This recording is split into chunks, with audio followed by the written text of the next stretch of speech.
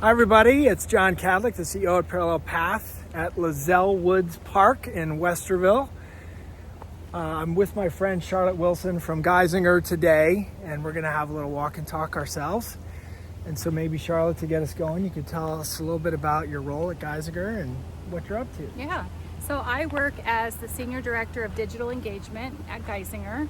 I'm part of a larger digital engagement team that really focuses on a variety of areas of the digital patient and member experience. I have responsibility for teams who build and deliver our website experiences, not only the user experience, but also all of the technical infrastructure that's required to support that. I have teams that are responsible for digital marketing and CRM initiatives, as well as all of the analytics behind those experiences to make sure we're doing what we said we were going to do. That's good. And so Geisinger is a big place. It is. And I know that there's hospitals and health systems, there's a research lab, you got some educational components. Yep. And so can you just talk to me a little bit about, do those operate in some sort of integrated harmony, or are they kind of independent entities doing their own thing, or how does that all come together? Yeah, so it's a little bit of the both and. Each area has their specific responsibilities and things that they're focused on.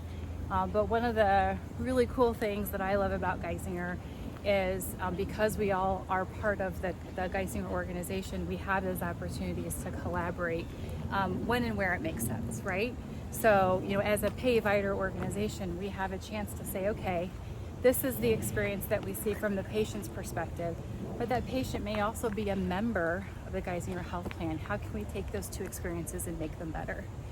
And as you may know, Geisinger was recently acquired by Kaiser Permanente and became the first member of Risant, which is a new organization focused on value-based care to allow us to think about how we can make those integrations and those experiences even better, not only within Geisinger, but with other organizations that have a similar mission.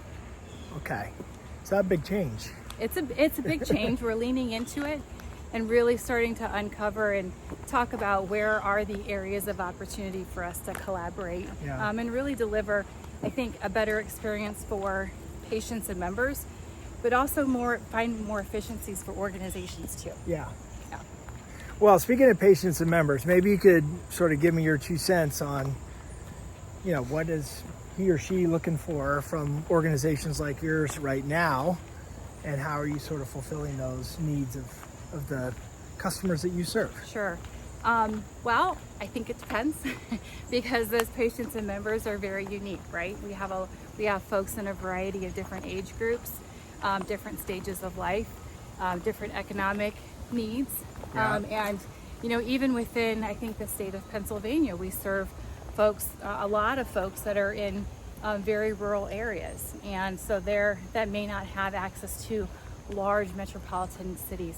So when you think about, an organization like Geisinger that's delivering world-class care, to populations that don't always get that, that's pretty unique. And so I think that's one of the things that Geisinger serves for that population. But back to your original question around what people are looking for, I think some things, never go away, right? People want great value, they want good care, and they want to be able to have access to that care. Mm-hmm. So those are things that I think those are kind of universal. And truisms. People are always looking for it. Our tagline for Geisinger is making better health easy. Mm-hmm. And so when we think about what we're delivering in a digital experience, that's always sitting at the forefront of our minds, whether it's the way that we pull a list so that we make sure we're targeting the right people with the right message, how efficiently we're building a page so that we get people to the answer that they're looking for, or even the way that we're delivering an email campaign. Are we actually talking to you in a way that's relevant and makes sense to you? That's good. So I was mentioning to you, we've been doing a lot of studying at Parallel Path, and a lot of that has focused on the female consumer, particularly Gen Z, who's kind of raised as a digital native, likes technology and tools, very focused on their mental health as part of their whole health, kind of thinks of it as one unit, if you will, physical and mental health together. Do you have some things that you do that are unique to that audience, or speak to her in sort of a different stage of life? Yeah. That's a great question. I'm not sure if I have a really good answer for that one. Yeah. I think what I would say is, I think when you think about that Gen Z, specifically female consumer, they're really challenging us, right? They're challenging us to think about doing things a little bit differently. Yeah. And in some ways, I don't know that traditional healthcare has quite caught up to the needs of that particular consumer segment. Yeah. I think that's why you're seeing, you see all the healthcare startups, you see the significant investment in healthcare tech. I think for that very reason, there's an opportunity there. I don't know. Yeah. Yeah, I think it's a gap, and I'll certainly be keeping my eyes open to see how or if traditional healthcare either adjusts to meet that need or partners with other organizations that are a little bit more agile and innovative and can help to sort of bridge that gap. Yeah, it's a tough thing to solve for, that's for sure. I love your background. You have this sort of rich history in so many different facets of marketing, business in general, CRM, data and analytics, segmentation, the creative side of things. It's hard to find somebody who's traversed such a variety of disciplines. I like the way you sell it. No, it's good. It's good. But I'm kind of curious, like when you're faced with a marketing opportunity or a new consumer thing that you want to tackle, like where do you start? Like how do you think about that as a marketer? So you mentioned the variety in my background, and part of my background includes the time that I spent almost a decade working for OCLC, which is a company that a lot of people have never heard of. It's a nonprofit library organization here in Dublin, Ohio. But more than that, it's a company that's built upon data, how to effectively collect data, organize data, and then use that data to develop insights or build new products. And even though I myself am not a librarian, having spent 10 years with an orientation around how do you organize, collect, and make good use of data to deliver value is something that's kind of in my DNA now. Yeah. Like no matter what problem I'm trying to solve, I always start with the data. Yeah. And so, and data can be anything, right? And I think that's the thing that sometimes people don't realize. Data can be any piece of information that you're able to collect and make sense of. And so when I think about starting to solve a problem, that's where I immediately go to is what information can I collect? How can I organize it and make sense of it to then start to sort of chip away at better defining the problem and then addressing it. Does that affect your thinking sort of on the back end of all of that when it comes to attribution and say, how do we know if we're getting this done or not? Yeah. When it comes to data too, it's a little trickier. It is a little trickier because I think the gotcha or the trying to think of the right word. I think one thing that we can sometimes get misdirected by is this data worth collecting? Is this a question worth answering? Right. Just because you can doesn't mean you should, kind of thing. Yes. And so I think sometimes making sure that you understand really the purpose and the intent of trying to get at that piece of information, that piece of data, and what are you going to do differently with that information is something that you should always ask yourself before you jump in. Because, I mean, these are difficult, hard, and sometimes very expensive questions. If you're going to put that much effort into it, make sure that it's really worth it. Yeah, that's good words of wisdom to anybody.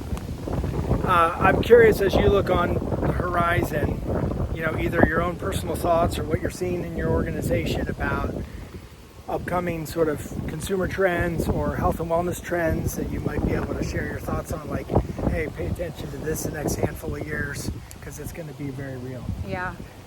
Well, I think, of course, front and center for us at Geisinger is always that value-based care, right? Mm-hmm. How can you really see the whole person?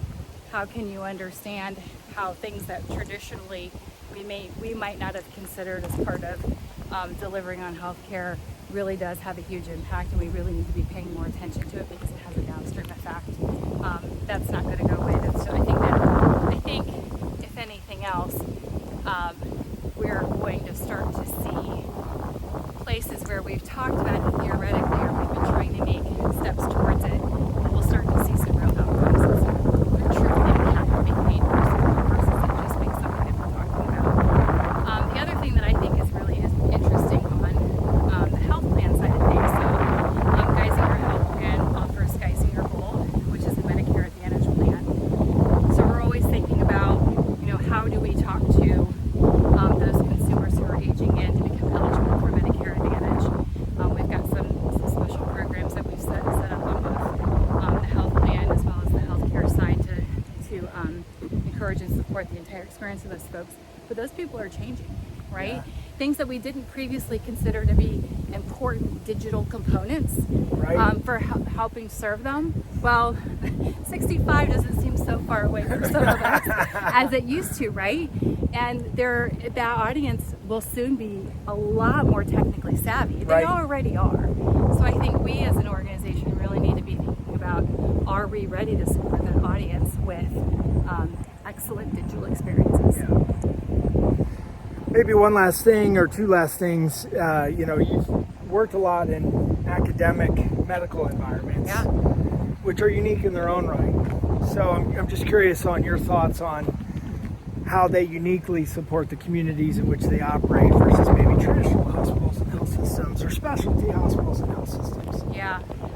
Well, again, I think it's maybe from a different perspective, but those health systems that are also supporting learners have an amazing opportunity to make sure that they're sort of coming around the student and their experience and ensuring that not only are they able to get the experience that they need, in terms of learning, but they're giving back to their community.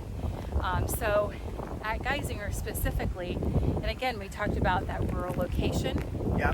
Oftentimes difficult to find providers that you can recruit into that area. So Geisinger is making a significant investment in making sure that as they're supporting their learners, they're giving their learners a reason to stay and to really give back to the community, and not only again supporting that learner in their academic pursuits in a way that's financially feasible for them, but also making sure that they're giving that community access to highly skilled healthcare providers. Yeah, it's an important mission, no doubt.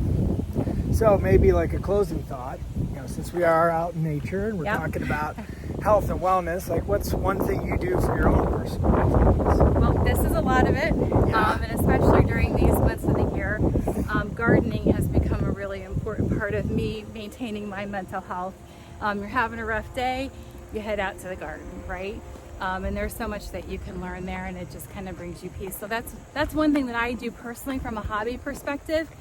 But I think the other thing that I've really been giving a lot of thought to, especially as I'm getting older and maybe making a few more visits to the doctor than I used to, is understanding what it means to be in control of your own health care. So it's great to have great hospitals and high quality providers, but at the end of the day, there's something that we need to do to advocate for ourselves. Yeah. And that makes such a huge difference. So if I think about the things that I'm going to do to take care of my health and well-being, it's going to be to find providers that are listening to me, and making sure that I'm advocating for myself. Mm-hmm. We've heard, way too many stories, especially in communities of color. Yep. You hear a lot about Black maternal health and the deaths that occur in a disproportionate amount to other communities. That's just something that I think we all have to pay attention to. So that's a promise I make to myself, to make sure that I'm walking in being prepared to get the full value out of the investment that I'm making, and asking my providers to do the same for me. That's awesome. Well, you're great to spend time with me today. Well, thank you for inviting me. It's great to get out. Of course. So that was another Trail Talk with my friend Charlotte, and we will see you again on the trail here soon. Take care.